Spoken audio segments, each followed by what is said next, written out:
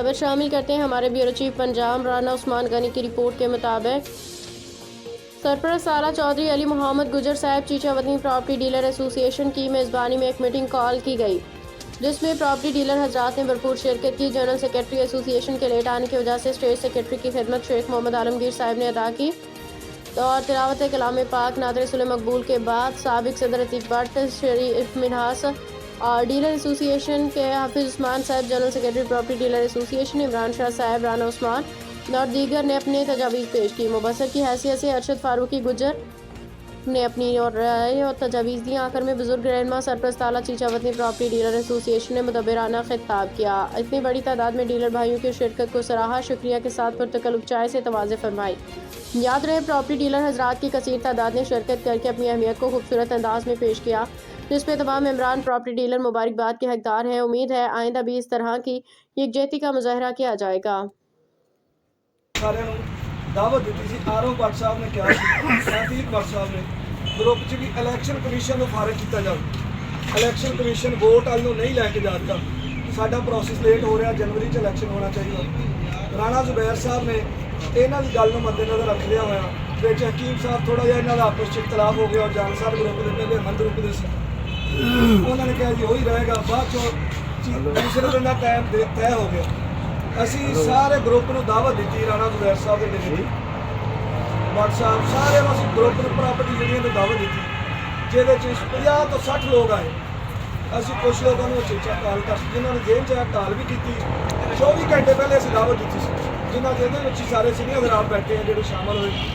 ਫਿਰ ਉਹਨਾਂ 50-60 ਲੋਕਾਂ ਦੇ ਵਿੱਚੋਂ ਭੱਟ ਸਾਹਿਬ ਨੇ ਫਰਮਾਇਆ ਵੀ ਆਪਾਂ ਆਹ ਜਿਹੜੇ ਬੰਦੇ ਐਕਟਿਵ ਆ, ਬਕਾਇਆ ਲੋਕ ਐਕਟਿਵ ਨਹੀਂ ਹੈਗੇ, ਤੁਹਾਡੀ ਮਿਹਰਬਾਨੀ ਆਪਾਂ ਮਿਲ ਜੁਲ ਕੇ ਫੈਸਲਾ ਕਰ ਲਈਏ, ਇਹਦੇ ਵਿੱਚ ਇੱਕ ਹੋਰ ਕਮੇਟੀ ਬਣਾ ਲਈ। ਜਿਹੜੀ ਗੱਲ 'ਚ ਮੈਂ ਗਲਤ ਹੋਵਾਂ, ਭਾਈ ਆਲਮ ਖਾਨ ਸਾਹਿਬ ਬੈਠੇ ਆ, ਸ਼ੇਖ ਸਾਹਿਬ ਤੁਸੀਂ ਵੀ ਉੱਧਰ ਹੈਗੇ ਜੀ, ਤੁਸੀਂ ਮੈਨੂੰ ਕਹਿਣ ਦਾ ਹੱਕ ਰੱਖਦੇ, ਤੁਹਾਡਾ ਵੀ ਛੋਟਾ ਭਾਈ। ਭੱਟ ਸਾਹਿਬ ਨੇ ਕਿਹਾ ਜੀ ਵੀ ਆਪਾਂ ਇਹਨਾਂ 'ਚੋਂ 8-10 ਬੰਦਿਆਂ ਦੀ ਕਮੇਟੀ ਬਣਾ ਲਈਏ। ਅਸੀਂ ਇਲੈਕਸ਼ਨ ਕਮਿਸ਼ਨ ਮੁਕੰਮਲ ਰਿਜੈਕਟ ਕਰਤੇ। ਮਤਲਬ ਹਬੀਬ ਸਾਹਿਬ ਸਾਰੇ ਦੋਸਤ ਇਹਨਾਂ ਦੇ ਬਾਰੇ ਇਹਨਾਂ ਨੇ ਕਿਹਾ ਜੀ ਇਹਨਾਂ ਨੂੰ ਫਾਰਗ ਕਰੋ, ਅਸੀਂ ਇਹਨਾਂ ਦੇ ਇਲੈਕਸ਼ਨ ਕਮਿਸ਼ਨ ਪਹਿਲੇ ਨੂੰ ਨਹੀਂ ਮੰਨਦੇ। ਅਸੀਂ ਕਮੇਟੀ ਬਣ ਗਈ ਜੀ 8-10 ਲੋਕਾਂ ਦੀ, ਇਹਨਾਂ ਦੇ ਵਿੱਚੋਂ ਚੁਣ ਲਿਆ, ਇਹਨਾਂ ਨੇ ਨਾਮ ਰੱਖੇ, ਬਹੁਤ ਸਾਰੀਆਂ ਚੀਜ਼ਾਂ 'ਚ ਬਹਿਸ ਮੁਬਾਹਿਸਾ ਹੋਇਆ। ਸਾਡੇ ਤੇ ਇਹ ਵੀ ਮੁਤਾਲਬਾ ਕੀਤਾ ਜਾ ਰਿਹਾ ਸੀ ਵੀ 1 ਲੱਖ ਰੁਪਈਆ ਉਮੀਦਵਾਰ ਦੀ ਫੀਸ ਰੱਖੋ ਤੇ 50,000 ਰੁਪਈਆ ਰੱਖੋ ਜਨਰਲ ਸੈਕਟਰੀ ਦੀ ਫੀਸ ਤੇ ਲੱਖ ਰੁਪਈਆ ਸਦਰ ਦੀ। ਅਸੀਂ ਉਹਨਾਂ ਨੂੰ ਵੀ ਕਿਹਾ ਵੀ ਨਹੀਂ ਵੀ ਇਸ ਤਰ੍ਹਾਂ ਨਹੀਂ ਹੋਣਾ, ਤੁਹਾਡੀ ਮਿਹਰਬਾਨੀ ਉਹ ਕਰ ਲਓ, ਅਸੀਂ ਰੋਜ਼ਗਾਰ ਲੱਗ ਜਾਵੇ ਤੇ ਡੀਲਰਾਂ ਨੂੰ ਸਾਰੀਆਂ ਦਿਹਾੜੀਆਂ ਲੱਗਣਗੀਆਂ, ਬਾਹਰ ਚੱਲ ਅਸੀਂ ਸਾਰੇ ਪਰੇਸ਼ਾਨ ਹੁੰਦੇ।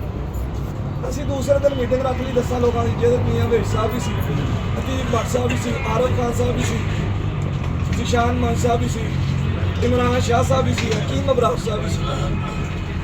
ਅਸੀਂ ਉਸ ਮੀਟਿੰਗ 'ਚ ਬੈਠ ਕੇ ਮੀਆਂ ਸਾਹਿਬ ਇਹਨਾਂ ਨੇ ਸਾਰਿਆਂ ਨੇ ਕਿਹਾ ਜੀ 1000 ਰੁਪਈਆ ਫੀਸ ਲਾਜ਼ਮੀ ਰੱਖੋ।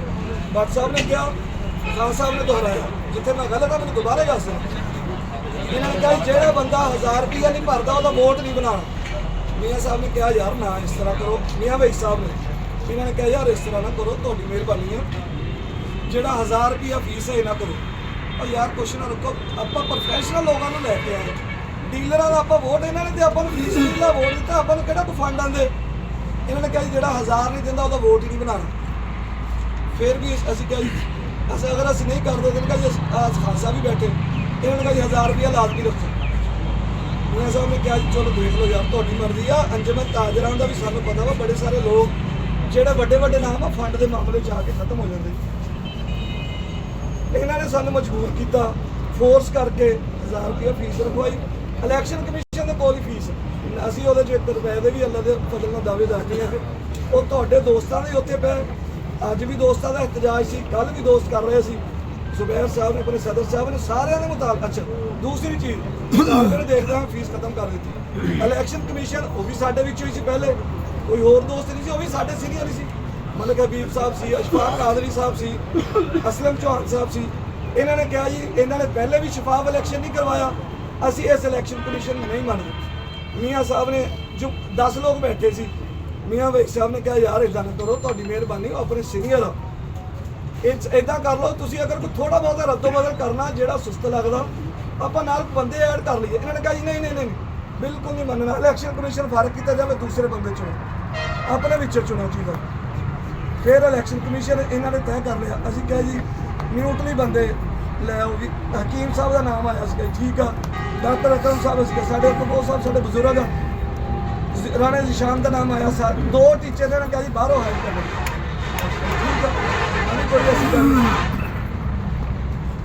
ਇਹ ਜੋ ਲੈਕਚਰ ਮੀਆਂ ਸਾਹਿਬ ਨੇ ਬਾਰ-ਬਾਰ ਕਿਹਾ, ਔਰ ਪਹਿਲੇ ਵਾਲੇ ਵੀ ਵਿੱਚ ਦੋ ਨਾਲ ਐਡ ਕਰ ਲਓ। ਆਪਾਂ ਦੋਸਤਾਂ ਨੂੰ ਲੈ ਕੇ ਚੱਲਣਾ, ਆਪਾਂ ਵੱਖਰਾ ਨਹੀਂ ਕੰਮ ਕਰਨਾ ਸਾਰਿਆਂ ਤੋਂ। ਇਹ ਜੋ ਕੁਝ ਹੋਇਆ ਅਸੀਂ ਸਾਡੇ ਕੋਲ ਇਹਨਾਂ ਨੇ ਕਿਹਾ ਤੇ ਬਣਵਾਇਆ। ਕਿਸੇ ਗੱਲ 'ਚ ਗਲਤ ਹੋਈ ਹੈ ਤੁਸੀਂ ਸਾਨੂੰ ਕਹਿ ਸਕਦੇ, ਅਸੀਂ ਤਾਂ ਬਿਲਕੁਲ ਤੁਹਾਡੇ ਪਾਵਾਂਗੇ। ਸਲਾਮ। ਜਿਹੜੇ ਵੋਟ ਅੱਗੇ ਹੈਗੇ ਆ ਉਹ ਸਾਰੇ ਰਹਿਣ ਦਿਓ। ਅਗਰ ਦੇ ਵਿੱਚ ਕੋਈ ਬੰਦਾ ਬਿਲਕੁਲ ਕੋਈ ਕੰਮ ਨਹੀਂ ਕਰਦਾ, ਗਲਤ ਵੋਟ ਮਰਿਆ, ਬਾਹਮੀ ਮੁਸ਼ਾਵਰਤ ਨਾਲ ਇਹ ਕਰਦੋ। ਹੁਣ ਉਹ ਇੱਕ ਦਫ਼ਤਰ ਬਣਿਆ, ਉਹ ਬੰਦਾ ਕਿਸੇ ਕੋਲ ਟਾਈਮ ਹੈਗਾ ਜਾਂ ਨਹੀਂ ਹੈਗਾ, ਉਹ ਦੇਖੋ ਸਾਨੂੰ ਪਤਾ ਹੀ ਨਹੀਂ ਵੋਟ ਮੰਗਦਾ। ਮੈਂ ਗੱਲ ਕਰੀ ਇਸੇ ਤਰ੍ਹਾਂ ਮੇਰਾ ਗੱਲ ਕਈ ਨਾ ਪਤਾ, ਲੇਕਿਨ ਅਸੀਂ ਕਹਿੰਦੇ ਆ ਕਿ ਵੋਟ ਕੋਈ ਕੈਂਸਲ ਨਾ ਕਰੋ। ਹਾਂਜੀ, ਇਹ ਤਾਂ ਅਗਰ ਕੈਂਸਲ ਕਰੋਗੇ ਨਾ ਹੀ ਫਰਕ ਪੈਦਾ ਹੋਏਗਾ। ਔਰ ਅਸੀਂ ਕਹਿੰਦੇ ਆ ਵੋਟ ਸਾਰੇ ਤੁਸੀਂ ਰੱਖੋ। ਅਗਰ ਕੋਈ ਬੰਦਾ ਬਿਲਕੁਲ ਗਲਤ ਬਣਿਆ, ਇੱਕ ਕਮੇਟੀ ਬਣਾ ਲਓ 8-10 ਬੰਦੇ ਦੀ ਜਾਂ 9 ਦੀ ਜਾਂ 5 ਦੀ। ਹਾਂਜੀ, ਉਹ ਉਹਨਾਂ ਨੂੰ ਭੇਜ ਦਿਓ ਕਿ ਯਾਰ ਜਿਹੜੀ ਬਿਲਕੁਲ ਨਹੀਂ ਹੈਗਾ ਤੇ ਉਹਨੂੰ ਫਰਕ ਕਰ ਲਓ। ਕਿ ਜੇ ਨਵੇਂ ਸੀ ਉਹ ਬੰਦਾ ਉੱਥੇ ਅੰਗੂਠਾ ਲਾਵੇ, ਹਾਜ਼ਰੀ ਲਾਵੇ। ਜਨਾਬ ਸਾਹਿਬ ਇਹ ਗੱਲਾਂ ਜਿਹੜੀਆਂ